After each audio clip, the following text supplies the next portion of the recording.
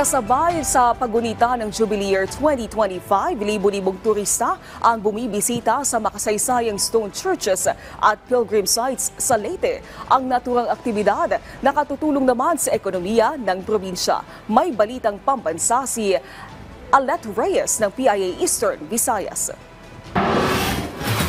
Itinutulak ng Department of Tourism Eastern Visayas ang Pilgrimage of Faith Tourism dito sa rehiyon, lalong-lalo na ngayong taon ng Jubilee Year 2025 dahil na rin sa naibibigay nitong kita sa lokal na ekonomiya.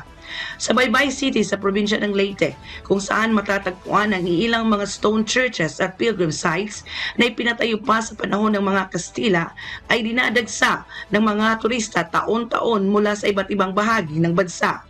Ayon kay Baybay City Tourism Officer Josefina Granada Gutierrez, haabot sa 100,000 mga pilgrims ang dumarayo sa kanilang mga stone churches, katulad na lamang sa Archdiocesan Shrine of San Antonio de Padua na pinaniniwalaang miraculous ayon sa mga deboto. Sa pagdagsa ng mga pilgrims at turista sa lugar, milyon-milyong kita naman ang naibibigay nito sa ekonomiya sa pamamagitan ng kanilang mga hotels, restaurants, local products, tour operators at iba pa.